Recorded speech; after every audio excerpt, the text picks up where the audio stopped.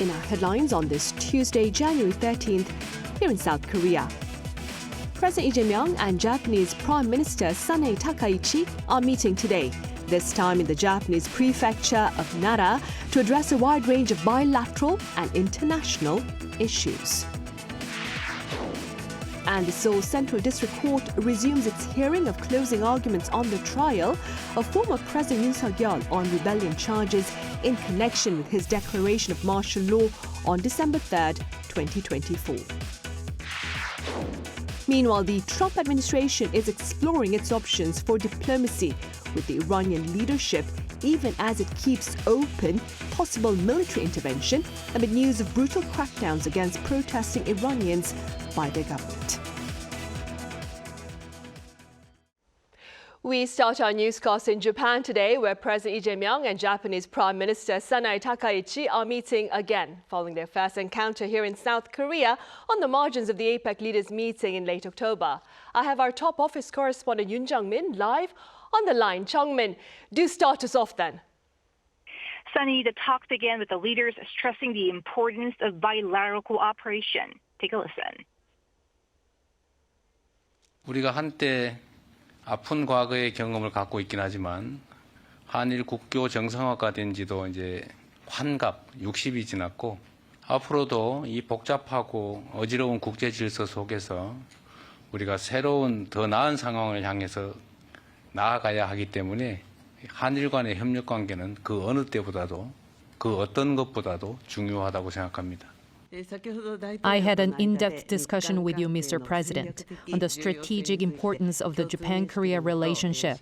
This served to reaffirm that we should coordinate efforts to the stability of the region while I work with you on developing Japan-Korea relations. The meeting is taking place at Prime Minister Sanae Takaichi's hometown in Nara Prefecture as a continuation of what they call shuttle diplomacy, following their official bilateral meeting in South Korea's Gyeongju in October.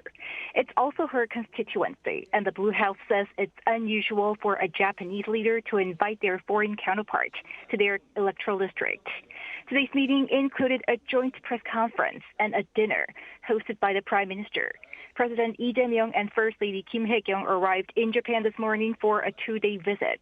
And we hear that Takaichi herself welcomed the South Korean first couple as they arrived at their hotel, which was unexpected. Right, a very warm welcome that has been noted by the media as well. Now, Jung-min, what issues look to be topping their talks today? So we just heard the leaders' joint press briefing. There was a lot on the table, ranging from cooperation in the economy, AI, society, and people-to-people exchanges. There was no mention in the joint presser, but eyes are on South Korea potentially joining the CPTPP, a multilateral free trade agreement involving 12 countries, including Japan and Australia. Seoul has been banning seafood imports from 8 Japanese prefectures following the meltdown at the Fukushima nuclear power plant in 2011. Attention was also on historical issues, as they agreed to conduct a DNA analysis to recover the remains of Korean forced laborers who were killed in flooding in 1942 at an undersea coal mine in Japan. Other key focuses were regional and global issues, as the meeting takes place amid complicated geopolitics, not just involving North Korea, but also heightened tensions between Tokyo and Beijing. The leaders touched upon the importance of South Korea-U.S.-Japan cooperation for complete denuclearization of the Korean Peninsula. And we also heard President Lee noting the need for cooperation between Korea, China, and Japan. East summit with Takaichi comes about a week after his talks in Beijing with China's Xi Jinping, and eyes are on how the South Korean president's pragmatic diplomacy and balanced approach will play out. And our team will keep our viewers updated. Back to you, Sunny.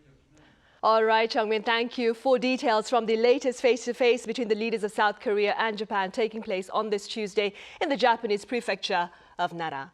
Moving on to local news, it's been 2 weeks since ordinary South Koreans have had access to North Korea's official Rodong Sinmun at designated public locations. Our correspondent Kim Bo-kyung covers the response thus far.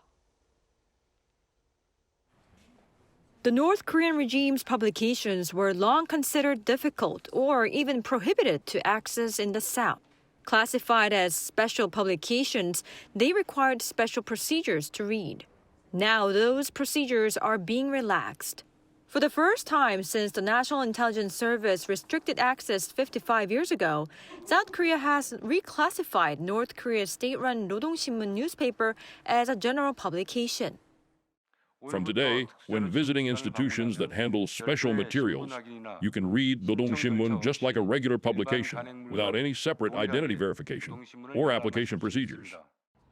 The Rodong Sinmun, the state-run daily newspaper, is a way to peek into the policy directions that the ruling Workers' Party of Korea makes. Because North Korea is a party state, the party holds supremacy over the state, determining the basic direction of all policies. Since the Rodong Sinmun is the party's official newspaper, it can be considered North Korea's most authoritative official media outlet. Currently, over 181 institutions nationwide hold copies of the newspaper, including the Unification Ministry's Information Center on North Korea and the National Library of Korea. This is one of the institutions where the public can easily read the regime's state-run newspaper. As you can see, this December 12th version says North Korean leader Kim Jong-un presided over the party's enlarged plenary session to prepare for a key party congress. Without identity verification, visitors to these institutions can just read the paper placed on open shelves and even print it out without making any separate request. 그럼 몇 년도부터 지금 이 서가에는 배치가 되어 있는 걸까요? 저희가 과거에 노동신문은 마이크로필름 형태로 소장하고 있었습니다. 그게 1946년 12월분부터 1965년 7월분까지는 그렇게 마이크로필름 형태로 소장돼 있었고 65년 8월부터 이제 저희가 종이 자료로 왔기 때문에 그때부터 현재까지는 이제 재본된 형태로 있다고 보시면 됩니다. Now that the regime's main newspaper is easier to access, experts say it gives people a better chance to understand the regime. Starting with the Rodong Sinmun, this could be the first step toward opening up more information on North Korea. The government is aiming to expand public access to other North Korean materials and websites through cooperation with other government agencies and the National Assembly. Kim Bo-kyung, Arirang News. In other news, the Seoul Central District Court has resumed its hearing of the closing arguments on the trial of former President Yoon Suk-yeol on rebellion charges in connection with his declaration of martial law on December 3rd, 2024. For more, I have our senior correspondent Oh Soo-young live on the line. Soo-young, it's great to have you on. So what's the latest at your end? Good afternoon, Sunny. So the sentencing hearing in former President Yoon Suk-yeol's insurrection trial began at around 9:30 this morning, and it's still ongoing. The Special Counsel is expected to present its final opinion and sentencing recommendation a little bit later.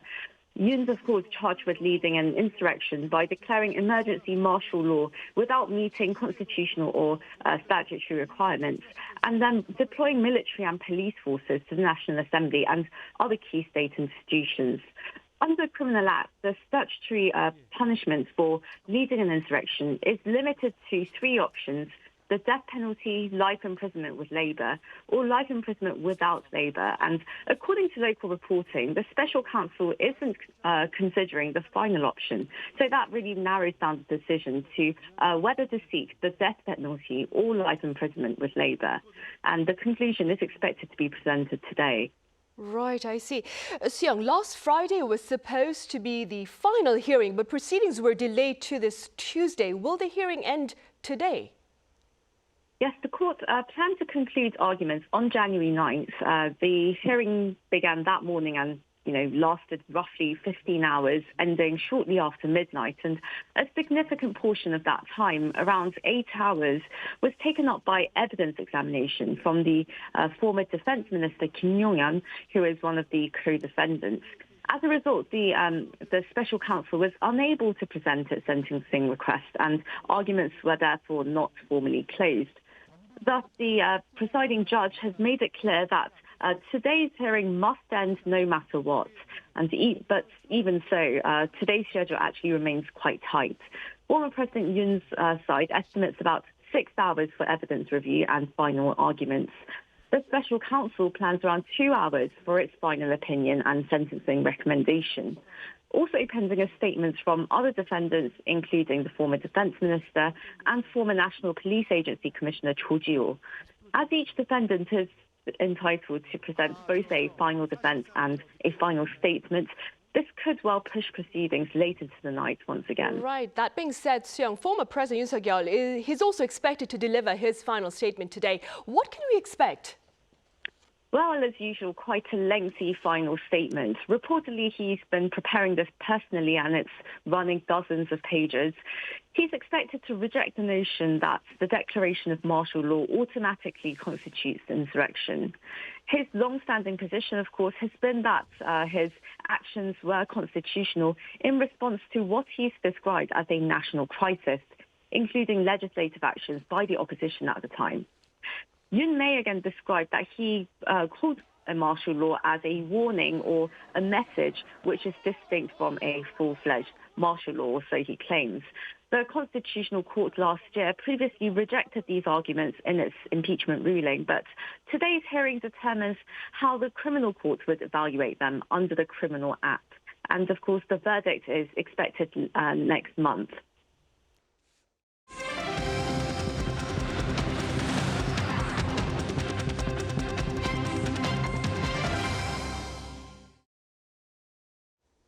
The benchmark KOSPI soared past a new milestone on this Tuesday, driven by Hyundai Motor, with investors responding enthusiastically to its physical AI initiatives. Our Kim Jun-hong covers the day's rally. The KOSPI pushed higher, ending the session at a record high. After swinging between gains and losses, the index finished at 4,692.64, up 1.47% on the day to extend its winning streak. Shares were lifted by optimism over new physical AI ventures. Korean auto giant Hyundai Motor's shares closed at 406,000 won, breaking above the 400,000 won level for the first time. The stock surged 10.63% in a single day and is now up to 36.9% so far this year. The recent gains reflect growing investor confidence in Hyundai Motor's push into AI robotics, showcased at the CES 2026. The automaker drew market attention by unveiling Atlas, a humanoid robot developed by its Boston Dynamics unit, in Las Vegas last week. Optimism over Hyundai's robotics and AI push also lifted key affiliates, with shares posting double-digit gains. Hyundai Motor has been signaling a shift toward becoming a mobility company by expanding into autonomous driving and robotics. In particular, investor optimism over the growth potential of the bipedal robot industry appears to have driven the stock higher. The move reflects a broader shift as the auto industry continues to evolve into a mobility-focused sector. Robotics optimism surrounding Hyundai Motor is lifting the market, though gains are rotating across sectors.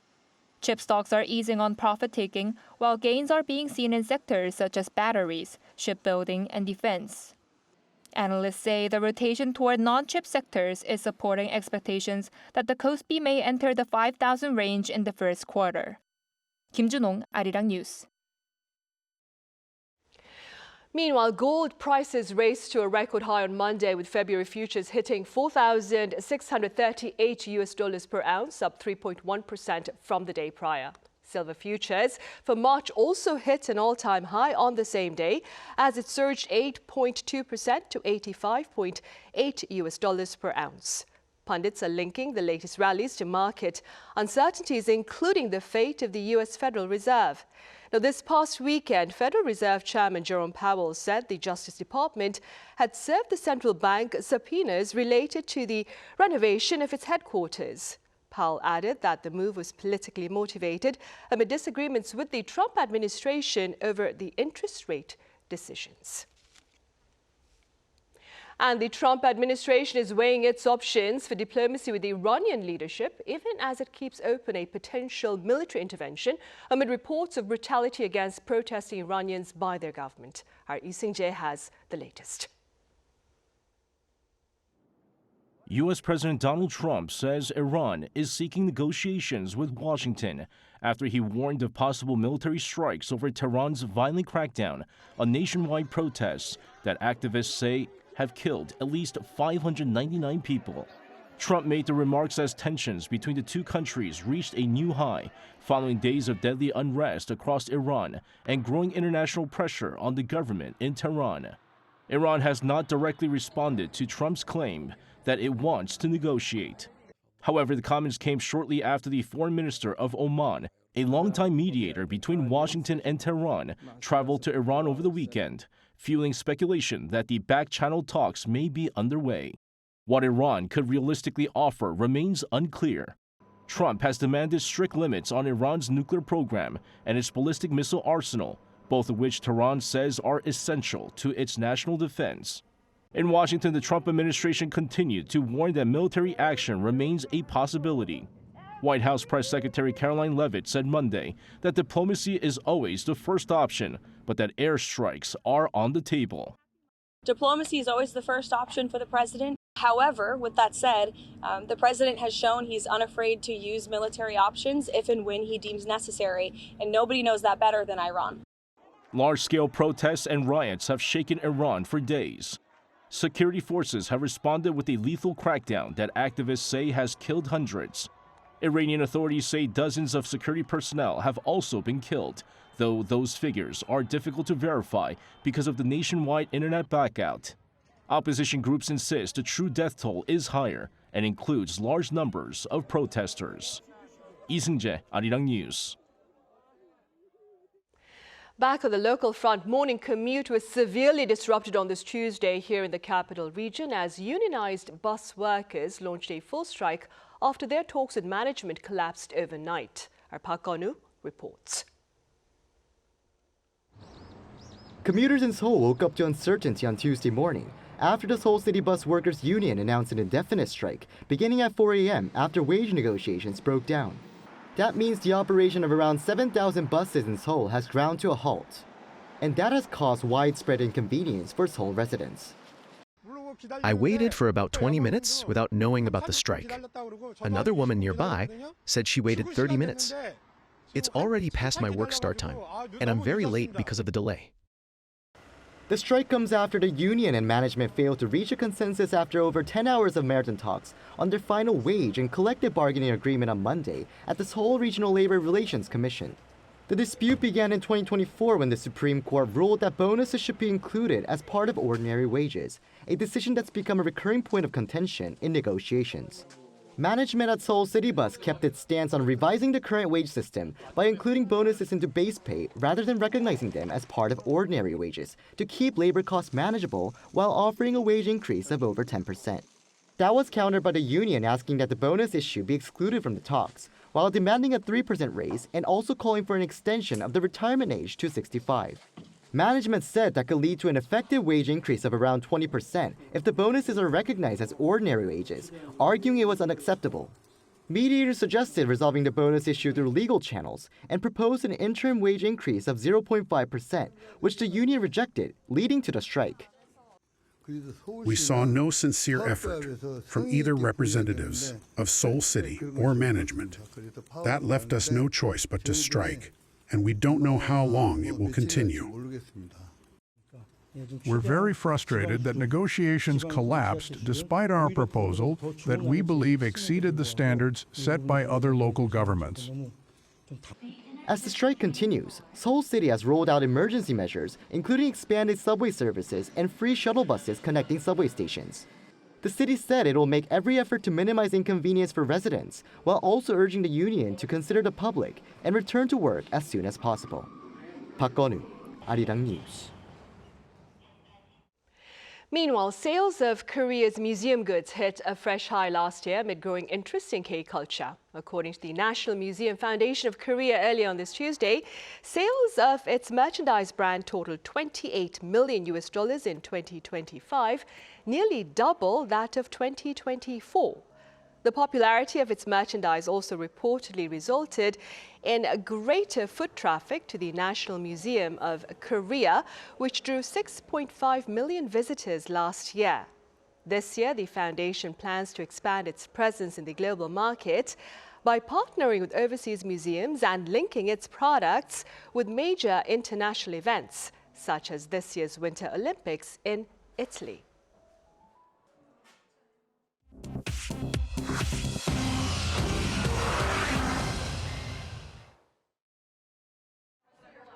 This is The World Now, bringing you everything you need to know from around the globe. The Trump administration has opened a criminal probe into Federal Reserve Chair Jerome Powell in an explosive clash between the White House and the U.S. Central Bank. Powell disclosed that the Justice Department on Sunday served the Federal Reserve with grand jury subpoenas last week, threatening criminal indictment over comments he made to Congress about cost overruns tied to a $2.5 billion renovation of the Fed's Washington headquarters. Powell pushed back publicly, calling the probe a pretext to strip the Fed of its independence and force interest rate cuts. The move drew swift condemnation from former Fed chairs, global central bankers, and senior Republicans, including Senate Banking Committee members who warned the probe risks undermining the independence of the world's most influential central bank. Republican Senator Tom Tillis has already vowed to block any future Fed nominees until the administration resolves this legal assault. Financial markets reacted immediately. Long-term U.S. Treasury yields rose, gold hit a record high, and the dollar weakened as investors weighed the consequences of a politicized Federal Reserve. President Donald Trump will meet Venezuelan opposition leader and Nobel Peace Prize winner Maria Corina Machado at the White House. The meeting set for Thursday comes weeks after U.S. forces seized President Nicolas Maduro in Caracas. Trump has so far declined to endorse Machado as Venezuela's new leader, despite her coalition claiming victory in the country's disputed 2024 election. Instead, the U.S. has said interim President Delcy Rodriguez has been cooperative with Washington. Machado says her movement should lead Venezuela, rejecting former Vice President Rodriguez as a key figure in past repression. Trump has sent mixed signals questioning Machado's domestic support and respect, but agreeing to meet her days after she offered to dedicate her Nobel Prize to him. A Swiss court on Monday ordered 3 months of pre-trial detention for a bar manager following a deadly New Year's Eve nightclub fire that killed 40 people and injured 116 others. The court held the manager of the Le Constellation bar in Crans, Montana, citing flight risk as prosecutors pursue charges including involuntary homicide and involuntary bodily harm. Investigators say decorative candles ignited ceiling soundproofing materials, while authorities found fire safety inspections had not been carried out since 2019. Swiss officials have launched a criminal investigation into the bar's owners, elevating the tragedy from an accident to a potential case of criminal liability. Toy maker Mattel released on Monday its first ever autistic Barbie to promote diversity and neurodivergent representation.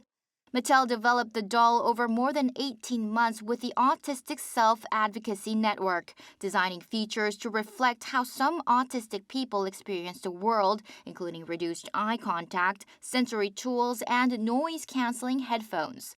The company says the doll aims to improve representation of neurodivergent children, noting autism affects 1 in 31 8-year-olds in the United States, according to the Centers for Disease Control. 주지현, Arirang News.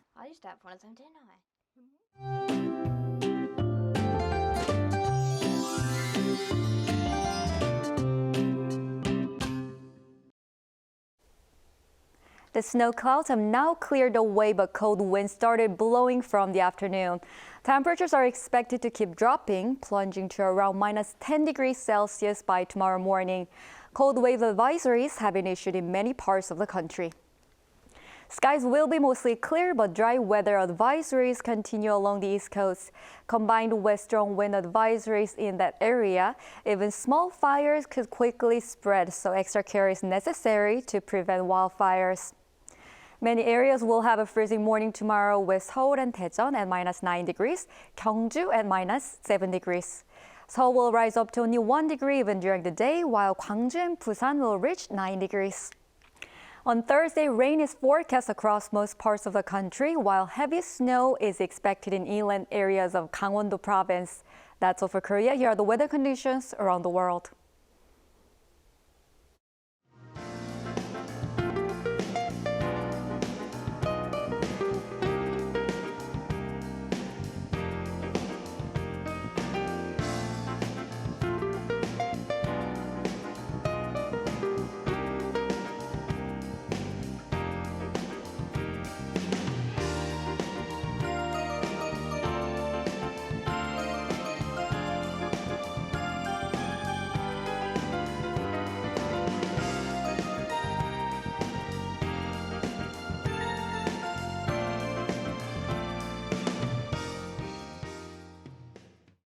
Those are the headlines at this hour here in South Korea. Coming up right after this break is our daily panel session, so do stay with us.